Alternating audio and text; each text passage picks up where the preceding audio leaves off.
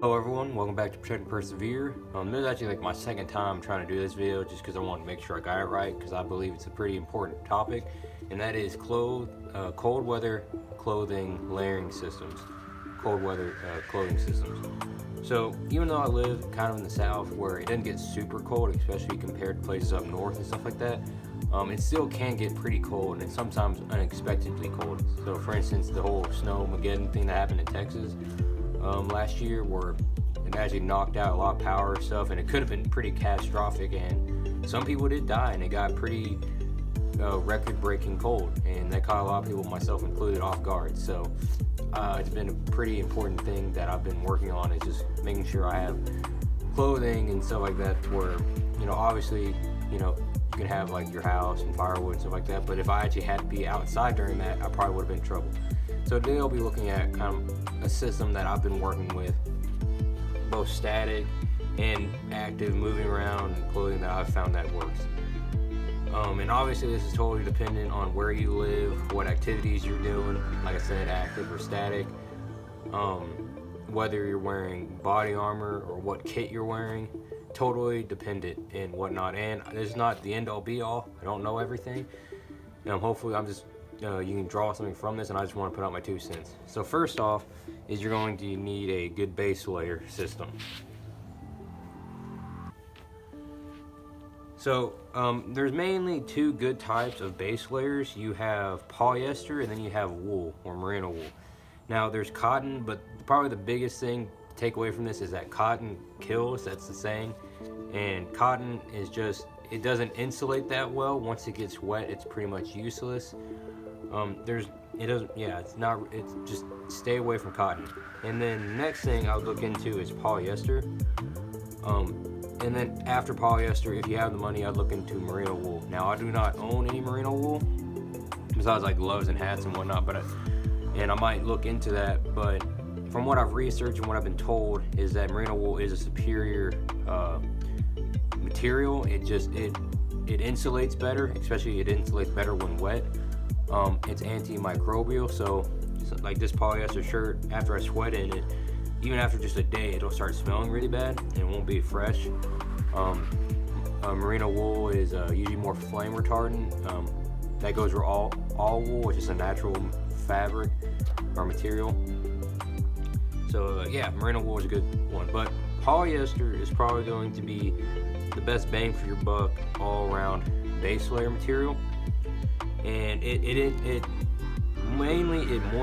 wicks away moisture really well, and it's pretty durable. That's probably the one downside of merino wool, is like these gloves, even though I did cut these, they fray a lot, and I've heard other people say that it's a very kind of delicate material, especially the thinner merino wool you go with. So polyester, it wicks away moisture really well in both hot weather and in cold weather, because no matter what, the important thing about a base layer is no matter how cold it is, if you're active enough, you're going to sweat, and then sweat will then cause you to freeze and then die, and that's not cool. But the main thing is having layering system that allows you to get that sweat away from you and pump it out and then evaporate, so that doesn't become an issue. So polyester, it wicks pretty well. It's pretty lightweight, it's pretty packable. So the other good thing about polyester is that it's very cost effective. That's the main reason why I haven't really invested in a ton of merino wool. And even if I did like just buy one merino wool t-shirt, is that I can stockpile and kind of gather a lot of polyester athletic type shirts. Even these more expensive polyester base layers, they're just way more cost effective, especially if you're trying to outfit multiple people, maybe your whole family, have extras. Redundancies. Polyester is cheaper, it's fairly durable, and moisture wicking pretty well. It dries really fast. That's the other thing too, is if you do get this soaked, it'll dry out relatively fast. But there's a couple different examples of polyester base layers. This one is actually legit just an athletic t-shirt that you can wear in just regular civilian life and athletics, working out, whatnot. Here's some polyester underwear, same thing, just regular run-of-the-mill athletic underwear. And then you have, these are some hunting base layers, so these are actually a little bit more heavyweight polyester. This is just like a real tree if I can get flipped around. You can get these pretty cheap. Supposedly they have scent control, but like I said, polyester does stink after a while. It's got some cool vents in it on the side. Honestly, a lot of times I will just go short sleeve with polyester just because the more I layer up, my arms get really bulky and I don't really need insulation from a long sleeve. However, these are nice. And then also, these are some long johns that are also polyester. I don't usually wear these unless it's super really cold or if I'm static. So these are good base layers. So moving up from that, you start going into kind of mid layers. So this is just one of my mid layers. This is actually like a hunting one, just like the other shirt was.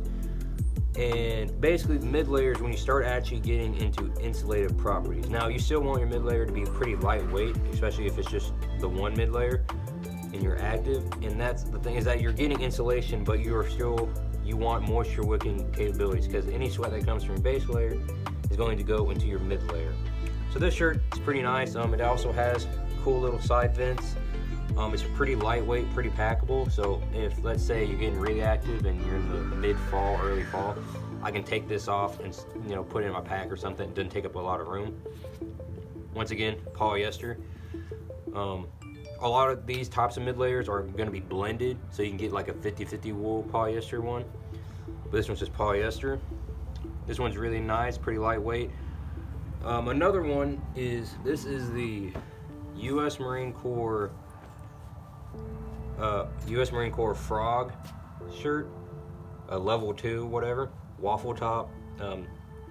I guess is what the nomenclature you would call it, and it has this really nice grid fleece. Now this one's a bit heavier than that other mid layer, but it is stupid warm.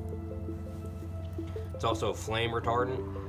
It's one of the very few polyester synthetic clothing that is flame retardant, so if that's a big deal for you, I'd look into the Frog clothing and stuff like that. This one, even though it's heavy, it is still relatively breathable because of this grid fleece. Really nice stuff, really warm. Obviously, you could wear this over that other mid layer. You could stag as many mid layers if you want to. The same thing with the base layers. You could stag as many base layers. So for instance, I could wear like this short sleeve and then that long sleeve over it and then this over it.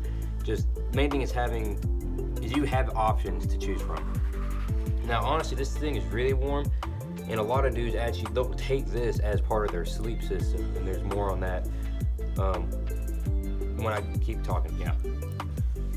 And now an even heavier mid layer, and one I really don't use all that, is this is actually a Marine Corps 100% wool woolly pulley. Now this thing is stupid warm. It's definitely bulkier and heavier, and it's not something I wear all the time, because honestly, after all those base layers and mid layers, which I don't even wear those all the time, just because like I said, it doesn't get super cold. But this one, really warm. I'd probably wear this in more of a stag role, like if I'm just doing, you know, like security, or just hunting or whatever, and I'm probably just gonna be sitting there. This is an excellent mid layer to plus up on. Even though, like I said, it's heavier weight, just like that other waffle top, it is still pretty breathable because of its woven properties. And like I said, with wool, all the great benefits of wool, this one has it. Alright, and so now into kind of more of a heavyweight mid layer, or I would even have its own class, and that'd be some type of puffy layer. Now, puffy layer is basically, you have a couple of different types. You have polyester puffy jackets, down jackets. Yeah, mainly those are the main two. And that there's pros and cons to them. You can go look that up in a separate video. But this one's a polyester puffy jacket. And puffy jackets are cool for a couple of things. First off, if you're static, like let's say you made a pretty big movement and you weren't really wearing a lot of clothing because you knew you're going to be generating body heat. Well, the moment you stop and you kind of chill out, maybe you're doing a SEALs halt, or you're just taking a break for whatever reason, you're going to start getting cold again because your body temperature is going to drop. Well, puffy layer, you just whip it out, put it over all of your kit, and you'll warm up. They're pretty packable. they gain insulation through loft and whatnot, and that's how you get warm. Here's a pair of puffy pants as well. Now, the other thing about puffy layers, especially these puffy pants, is they're great for when you actually go to sleep at night. So for instance, if I take this puffy jacket and puffy pants, I can then add that, I can wear that as part of my sleep system with a lightweight sleeping bag, and I can actually get pretty warm with these puffy layers plus my sleeping bag. So that way I won't have to carry a big bulky sleeping bag when I can carry this. And then also, like I said, security, static stuff. If you're just sitting on an OP at night, you know, you're not necessarily sleeping in your sleeping bag, but you still want to be warm, bam, puffy layers. Now these are just some cheaper Chinesian puffy layers. I know there's like the US Army marshmallow suit or the Marine Corps have their own version. Those are super warm. That's basically you're just walking in a sleeping bag almost. So yeah, for throwing it on when you're static or for sleeping, puffy layer is a great layer. So now that I've covered base layers, mid layers, puffy layers, is now we're going to go into protective layers. Now the first thing I want to talk about is that all of those different clothing systems, you have to take into consideration that if you're outside doing stuff besides just like hunting or messing around, other camping, stuff like that, is if you're actually going to be doing stuff in a, lack of a better word, military-esque thing, like you're doing patrols and whatnot, is that you're going to be wearing your BDU or camis over all that. So that's a big thing to take into consideration. So for instance, you're not just wearing your base layer in like the woolly sweater. You're also going to be wearing this over that to protect that from abrasion, briars, thorns, whatnot. Also, it gives you camouflage and also uniformity. So if you're working with a squad, if everyone's wearing this, you know, uniform, you can't just walk around and you're gonna take into consideration this is your protective layer that goes over all of that. Now, besides this, you're going to look at your Gore-Tex kind of rain layers. So this is the top and this is the bottom. And most dudes recommend you carry both. And now the cool thing about Gore-Tex is, besides just having a poncho, because I think a poncho is a super important piece of gear to have, is that in really cold environments, having a top and a bottom to put on is just, it's a lot more, it's just a really nice item to have, Gore-Tex top and bottoms. Now the takeaway from Gore-Tex is that it's really nice when you're static and it's cold, but you wouldn't want to do long movements. From what I've been told and what I've noticed is that Gore-Tex, while it does protect you from the rain, if you end up doing a lot of activity and work with Gore-Tex on, you end up sweating more than you would be getting rained on. So that's another thing to consider. So kind of like with the puffy layers, this stuff's good for your static. Maybe you're making a movement with your poncho over yourself and whatnot, but then when you stop, you're gonna be just standing there for a while. Gore-Tex is a nice item to have. And yeah, and then also the really big thing that people carry Gore-Tex for is it's also its own spare clothing. So for instance, let's say your BDU top, your base layers, your mid layers, everything, you just get totally soaked. But something that's really bad happens is that people swear by having Gore-Tex top and bottoms for, even if you're fully naked, just strip all that wet stuff off, because wet clothing will sap your energy and your warmth and just go straight hypothermic and die. Is that you can pop on your Gore-Tex top and bottoms, and you'll immediately trap some body heat and protect you from the elements. So very good item to have both of these. So could you just have a poncho? Yes, but in really cold environments, Gore-Tex is nice to have. Just taking consideration activity level. So, you know, if it's just a light walk, maybe Gore-Tex is okay. But if you're gonna make a huge movement and burn, you know, and body temperature is gonna go skyrocket, then don't put these on. Just have them packed. Windbreakers is kind of a niche, not really talked about layer that I think is pretty cool. They won't stop rain as much as a Gore-Tex. However, they will stop the edge off of wind, which happens a lot around here where it may not be raining, but the wind will be brutal. And this will help cut that wind. I would still wear my BDU or camis over that. And these are fairly water resistant, so especially if you coat it with DWR. And what I've been messing around with and what other dudes have talked about anecdotally is that they'll actually won't put on a poncho or a Gore-Tex top when they're making a ton of fast movement, is they'll just wear their windbreaker underneath their BDU, both of them maybe have DWR coatings, and that it's actually a fairly good system in light rain versus wearing Gore-Tex, because you still get that breathability. Because that's the main thing about all of this, is if you take a couple things from this, is that cotton kills, breathability and moisture wicking is key, and don't overheat, and just having different options and staying dry.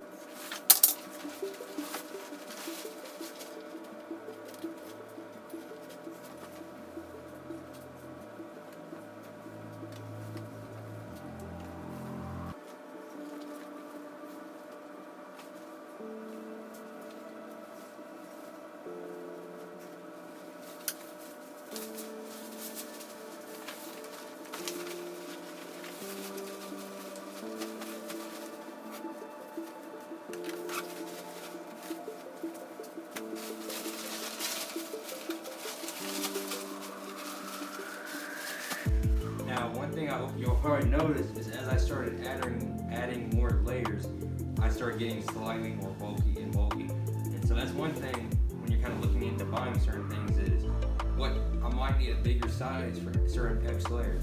So for instance, especially things like your Gore-Tex jacket and your kind of cami layer or your BDU top. And honestly, this BDU top is honestly a little bit too small. It still fits over this like I showed, but what if I want a bigger puffy layer than this? Because it's honestly kind of a lower lot puffy jacket.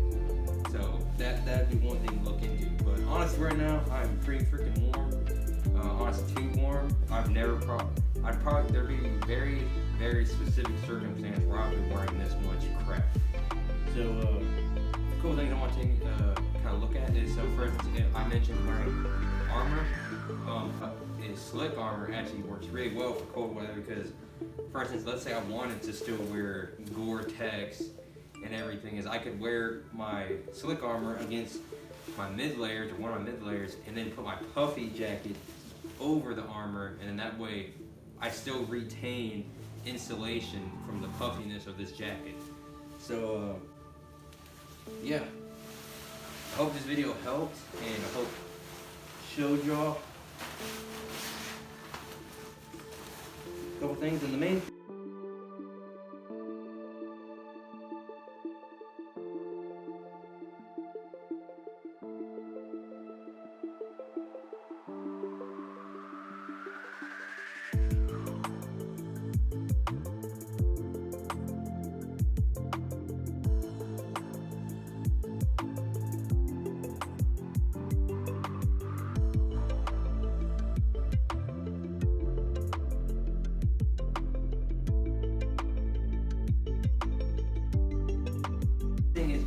Like I said, have a layering system. I hope this helps. So what is your clothing system? Do you have a system kind of that you're still working on, or you're brand new into this? And like I said, a lot of this stuff you can find on eBay and stuff like that, especially some of the old military stuff that they're trying to get rid of, is you can find a pretty good deal on it. But I hope this helps, and leave any comments if you have any better suggestions or questions. But stay safe out there, and God bless.